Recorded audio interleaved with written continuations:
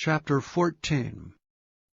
Ye are the children of the Lord your God. Ye shall not cut yourselves, nor make any baldness between your eyes for the dead. For thou art an holy people unto the Lord thy God, and the Lord hath chosen thee to be a peculiar people unto himself above all the nations that are upon the earth. Thou shalt not eat any abominable thing. These are the beasts which ye shall eat, the ox, the sheep, and the goat, the hart, and the roebuck, and the fallow deer, and the wild goat, and the pygarg, and the wild ox, and the chamois, and every beast that parteth the hoof, and cleaveth the cleft into two claws, and cheweth the cud among the beasts, that shall ye eat. Nevertheless these ye shall not eat of them that chew the cud, or of them that divide the cloven hoof, as the camel, and the hare, and the coney. For they chew the cud, but divide not the hoof, therefore they are unclean unto you. And the swine, because it divideth the hoof, yet cheweth not the cud, it is unclean unto you. Ye shall not eat of their flesh, nor touch their dead carcass.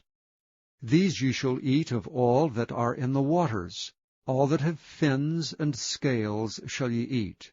And whatsoever hath not fins and scales ye may not eat. It is unclean unto you. Of all clean birds ye shall eat.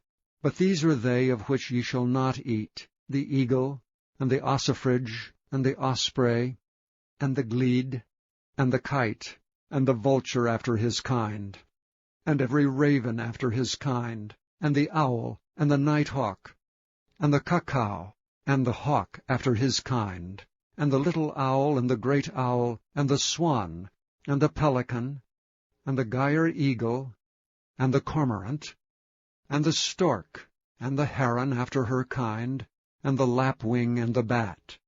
And every creeping thing that flieth is unclean unto you. They shall not be eaten. But of all clean fowls ye may eat. Ye shall not eat of anything that dieth of itself. Thou shalt give it unto the stranger that is in thy gates, that he may eat it, or thou mayest sell it unto an alien. For thou art an holy people unto the Lord thy God.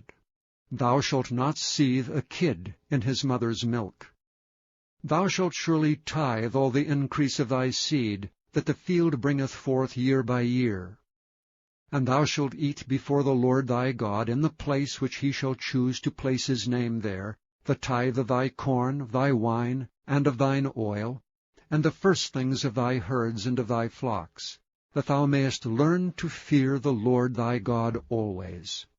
And if the way be too long for thee, so that thou art not able to carry it, or if the place be too far from thee, which the Lord thy God shall choose to set his name there, when the Lord thy God hath blessed thee, then shalt thou turn it into money, and bind up the money in thine hand, and shalt go unto the place which the Lord thy God shall choose.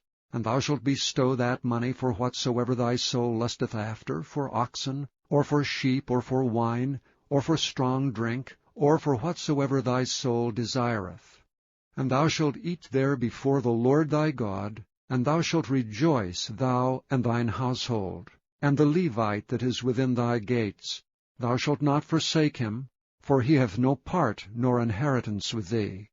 At the end of 3 years thou shalt bring forth all the tithe of thine increase the same year, and shalt lay it up within thy gates.